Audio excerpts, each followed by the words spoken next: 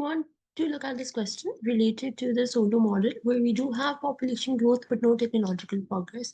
We want to first determine actual investment per worker, then break-even investment per worker, and then we will essentially determine the steady state values. That's the goal here. So let's start with actual investment per worker. So for actual investment per worker. So we know, okay, investment is basically in the Solow model, we're assuming investments are equal to savings because we assume a closed economy where government spending is equal to taxes, right? So in this model, we know, okay, investments are equal to savings, and we assume savings are given to us as saving rate times output income. So this is based on the assumptions that we make in the Solow model.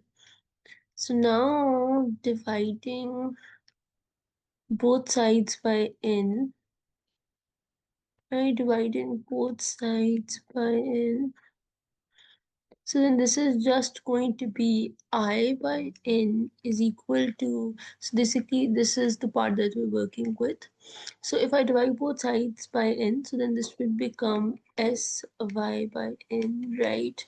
Because we want to find investment per worker, so that's why we divided both sides by n, right? Now what I can do is I can just let I by n be I, right? So I can define this to be I is equal to S small y. So investment per worker is equal to savings times output per worker. But we know the question says, if you notice over here, give you an answer in terms of K, and our answer is not in terms of K, it's in terms of I. But we know from here, Y is equal to K power 0.3, right? So replace replace Y is equal to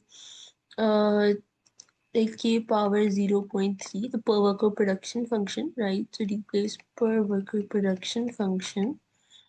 So basically just replacing the per worker production function to get I in terms of K, because the question says, right, this was investment per worker time in terms of output per worker. But the question says to get in terms of K, to get I, which is investment per worker in terms of capital per worker K, we can just replace Y.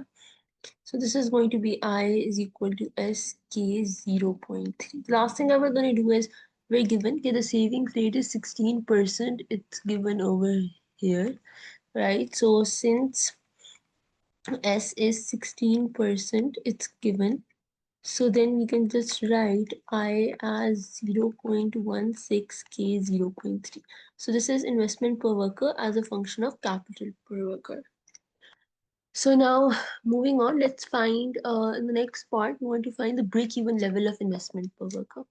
Now, break-even level of investment per worker is the amount of investment that is needed to keep capital per worker constant in the face of depreciation and population or labor growth, right?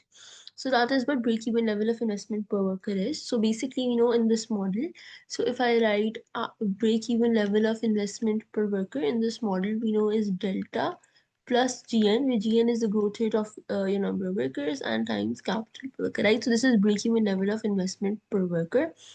Now we're given, since delta is equal, because now you want to, in order to keep capital per worker constant, you need to take into account the depreciation, and you need to take into account your growth rate of your labor force, right?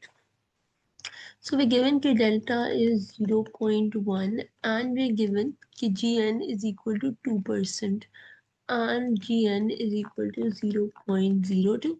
So break-even level of investment per worker is equal to 0.1 plus 0.02K is equal to 0.12K. In this way, we found actual investment per worker and break-even level of investment per worker. Now let's move on to the steady state values. So we first want to find steady state level of capital per worker. So we want to find for small k star, which is the steady state level of capital per worker. Now, in steady state, we know that when you do not have technological progress, the capital per worker is constant, right? In steady state, K is constant. Right, when K is constant, this means that the change in capital per worker, which is equal to investment per worker minus break-even level of investment per worker, is equal to 0. That's what it means, right? So then it turns out that investment per worker is equal to break-even level of investment per worker. This is the condition for finding steady state level of capital per worker, right? Because K has to be constant, so this means delta K, which is change in capital per worker is zero, and change in capital per worker is the difference between actual investment and break-even investment. So then this is what the condition turns out to be. So then it turns out I can equate 0.16, which is K 0.3 is equal to, so we're basically just doing this, is equal to 0.12k. Where do we get these from? This we just found in part A, found in part A, and this, sorry, this we found in part B, found in B. Right, so this is what we found from there, so we can just take it from there. So this is R found in part A and R break even found in part B.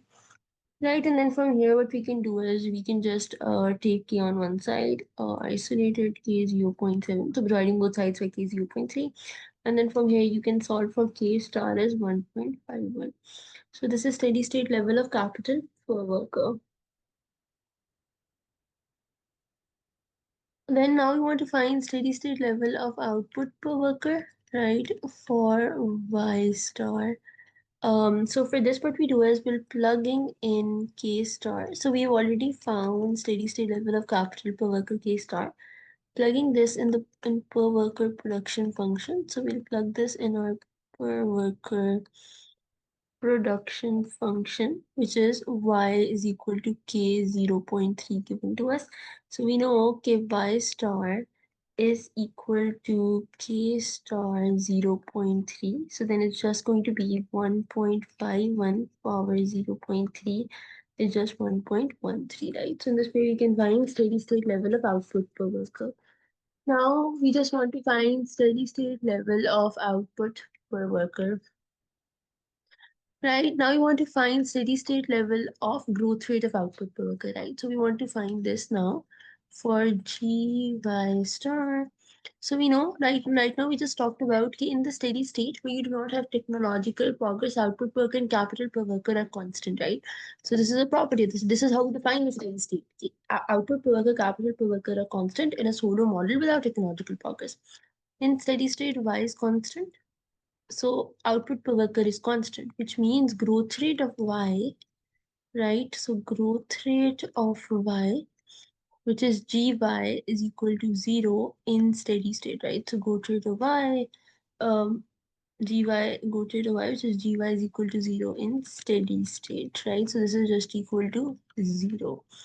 Right, now let's look at the last thing that we want to do over here. We want to find I'm sorry. So we want to find the steady state level or growth rate of output. So for G Y star, right? That's what we found was the steady state level of growth rate of output per worker. Right. So for this, let's just keep in mind the way we define output per worker is output by worker, and from here I can find output as output per worker times n.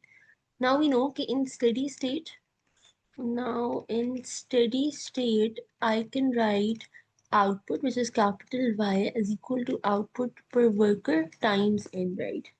So basically from here, I can write GY star to be equal to G small y star plus GN. Why can we write this? For this, you have to recall properties of growth rates. So recall, okay, so with this you need to recall properties of growth rate. Okay, if z is equal to xy, then growth rate of z is equal to growth rate of x plus growth rate of y, right? So remember this property of growth rate. So over here, because y star, capital Y star is equal to small y star times n, so the growth rate of capital Y star is equal to growth rate of small y star plus growth rate of n. Growth rate of small y star is 0, we know. Growth rate of n is 2%, so the answer is 2%, right? And we just have our final answer.